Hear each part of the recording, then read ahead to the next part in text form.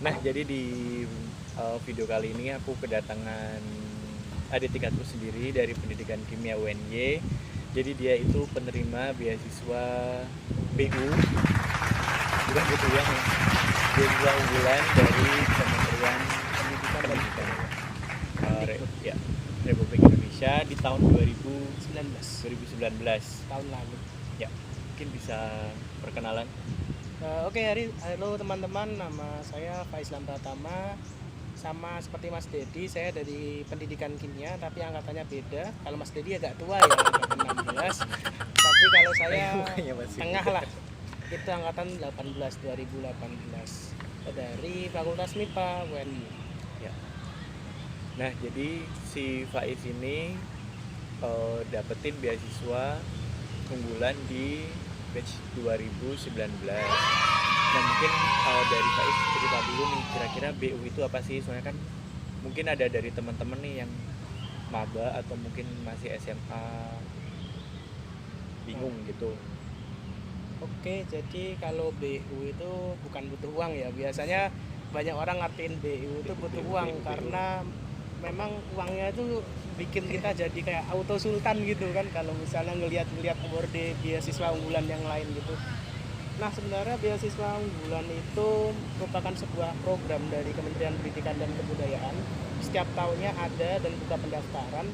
Biasanya itu bulan Juli, pertengahan bulan Juli sampai Agustus. Tapi karena 2020 ini tahun yang sangat-sangat spesial bagi kita semua, karena ada COVID-19, jadi harus sedikit diundur. Mungkin untuk sekarang belum ada pengumumannya, Jadwal pastinya. tapi ya jadwal pastinya belum ada. Tapi bisa kalian pantengin terus di webnya, yaitu di beasiswaunggulan.kemendikbud.go.id. Itu untuk jadwal lebih lanjutnya. Tapi kalau dari saya mungkin ya sedikit diundur sampai September ataupun Oktober. Nah, jadi kenapa tadi aku nyebutin untuk anak-anak SMA nih? Soalnya kan setauku nih ya, persyaratannya itu juga diambil dari masa-masa SMA nih. SMA. Itu gimana sih? Oke, jadi beasiswa unggulan itu kita bicara beasiswa unggulan yang untuk S1 ya. Jadi beasiswa unggulan itu bisa untuk S1, S2 dan juga S3. Tapi karena kita S1 saja, itu kita kayak diplotkan atau saya crop jadi S1 saja, itu dibagi lagi menjadi dua, yaitu beasiswa untuk mahasiswa baru nih yang baru lulus angkatan 2020, yang sekiranya memang butuh beasiswa ataupun pengen mendaftar di suatu beasiswa juga, itu bisa banget untuk bergabung dan juga mendaftar beasiswa unggulan. Lalu yang kedua itu adalah beasiswa ongoing. Jadi beasiswa ongoing itu untuk mahasiswa yang sekiranya itu udah maksimal semester 3. Jadi untuk semester 5, semester 7 itu nggak boleh. Mas Dedi juga nggak boleh daftar. Jadi ada syaratnya, yaitu dipantengin aja. Jadi maksimal itu semester 3 3. untuk yang ongoing. Nah, itu untuk yang sudah apa tuh namanya? Sudah kuliah. Sudah kuliah. Sudah dapat. Oh ya, ini berarti kan tadi untuk yang baru lulus. Nah, itu yang baru lulus itu yang udah dapat universitas atau yang belum dapat universitas yang boleh daftar?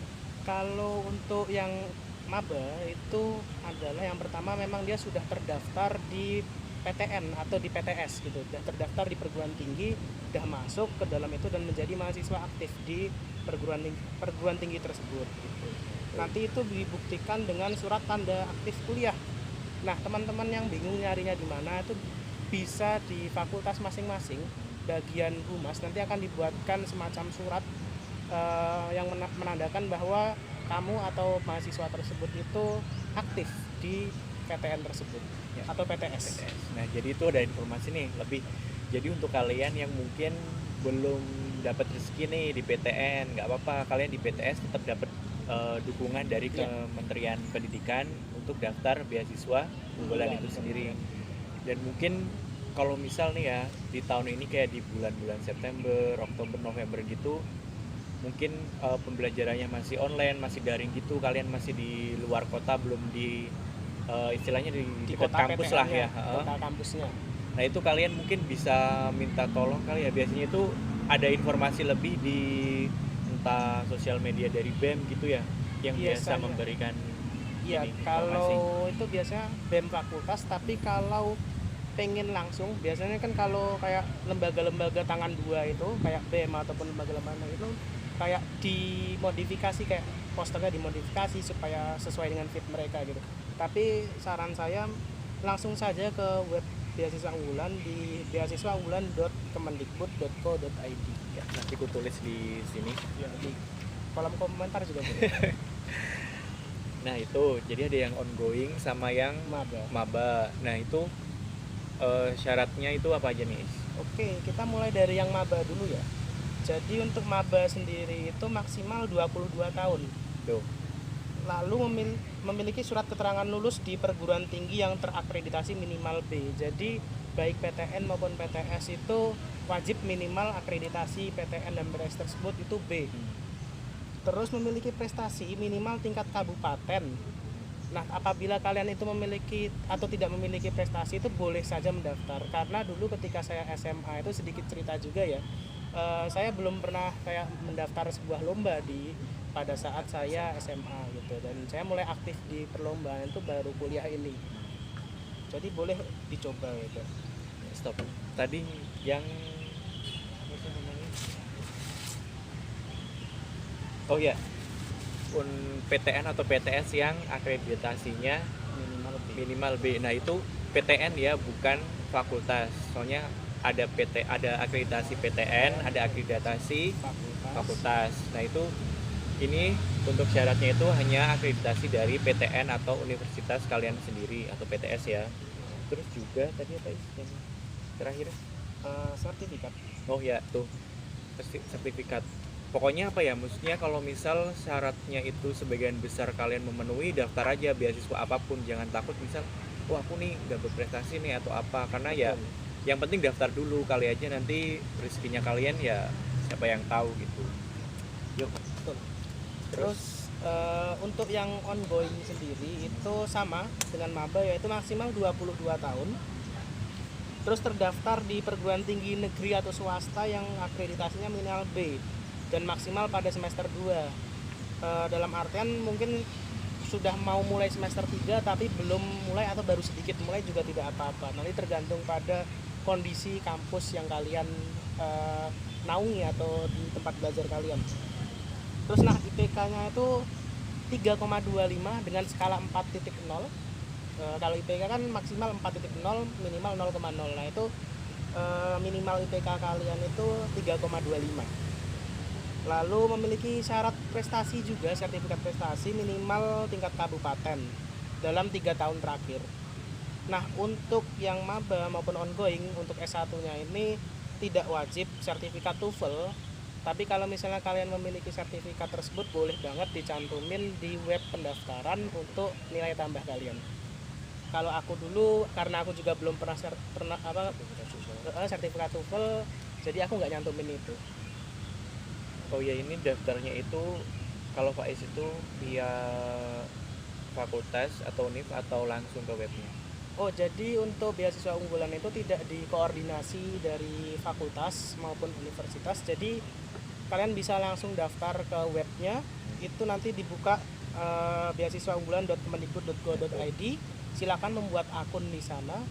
Lalu nanti diaktifasi akunnya, dan kemudian kalian isikan data-data kalian. Kalau misalnya kalian berminat ikut atau join di beasiswa unggulan Kemendikbud tahun anggaran 2020.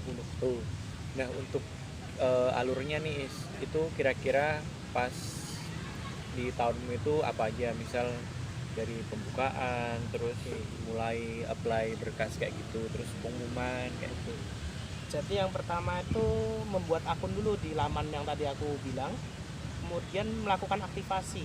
Setelah akun tersebut sudah aktif, itu login dan mengisikan data administrasi berupa data diri, data orang tua, kelengkapan nilai, lalu ya scan-scan kayak scan KTM maupun KTP, dan ya tadi kalau misalnya ada sertifikat prestasi juga dicantumin, sertifikat TOEFL kalau misalnya kalian punya juga dicantumin gitu. Terus habis itu kita menunggu dulu ya Mas Ded, karena banyak gitu dari seluruh Indonesia. Apalagi PTN, kalian, PTS toh. ya, saingan kalian banyak dari seluruh Indonesia, semuanya banyak memburu BU karena memang mantap lah menurut saya ini beasiswanya. Nah nanti kalau misalnya seleksi administrasi tadi lolos, itu kalian bakalan dipanggil untuk tahap 2 yaitu wawancara. Ya, tuh.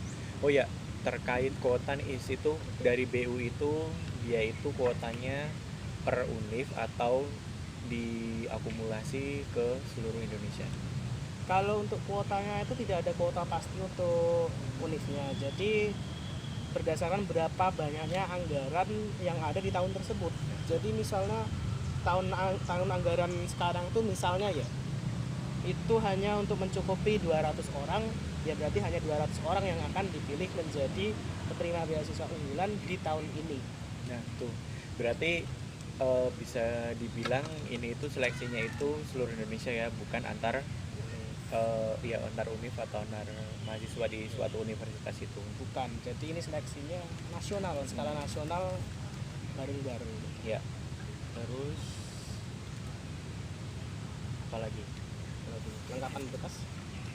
Oh iya, kelengkapan berkas itu apa aja? Nah, jadi ketika kalian mendaftar mengisi formulir di laman BU tadi, itu ada beberapa berkas yang memang harus kalian lengkapi. Yang pertama KTP, karena jelas kan maksimal 22 tahun pasti kan udah pada buat KTP semua nih. Kalau misalnya KTP-nya belum keluar gara-gara mungkin capilnya lama ngeluarin kan biasanya banyak banget tuh. Itu boleh banget diganti dengan surat keterangan pengganti KTP yang kalian dapatkan dari capil. Tuh, capil. Terus Itu KTP. Habis itu KTM. Tapi khusus mahasiswa ongoing. Jadi maba-maba yang kemungkinan sekarang itu belum dapat KTM, atau kalau di UNY sendiri kan KTM-nya diganti menjadi KTMS atau KTM sementara, yang itu dicetak di kertas HVS gitu. Tapi untuk KTM ini khusus untuk ongoing ya guys, jadi untuk maba itu tidak usah. Terus ada LOA kondisional yang kalau ongoing itu diganti dengan surat tanda aktif kuliah yang tadi aku sebutin pengajuannya itu di fakultas. Terus kalau untuk ongoing lagi ada yang namanya KHS.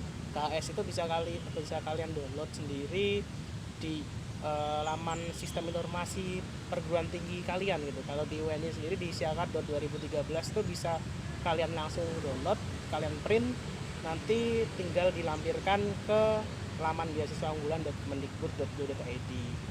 Nah, lalu ijazah SMA yang jelas, dan juga rapot kalian. Jadi jangan sampai rapot kalian hilang ya. Jadi yang bagi mahasiswa baru nih yang misalnya nggak tahu rapotnya mau diapain, mending saran saya jangan dijadiin bungkus tempe tapi bisa di scan gitu, dan harus dilampirkan juga di beasiswa unggulan Kementerian Pendidikan dan Kebudayaan.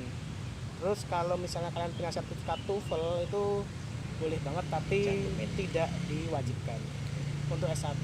Oh ya, itu kan tadi ada yang KHS sama KHS raport. Nah itu berarti kalau yang ongoing itu dua-duanya dilampirin ya? Iya, kalau ongoing semuanya harus dilampirin, KHS sama raport SMA ya. Nah itu untuk yang ongoing ya, yang maksimal semester 3. Tapi kalau yang maba itu cukup rapotnya saja sama ijazah. Jangan lupa. Oh ya, mungkin dari yang udah kuliah nih ongoing, tapi mungkin dia itu nggak tahu nih KHS itu apa sih. Oh, jadi KHS itu adalah kartu hasil studi. Nah tuh, yang isinya itu daftar nilai-nilai kalian yang dikumpulin dari semester 1 sampai semester kalian itu 3 atau 2. Kalian 2. Nah itu di sesi 1 ini cuman ngebahas dari, sebenarnya sih masih ada Mas Dep, beberapa poin begitu. Mungkin kita bisa lanjut sekarang atau gimana nih? Nanti dulu aja ya di video yang selanjutnya. Oke.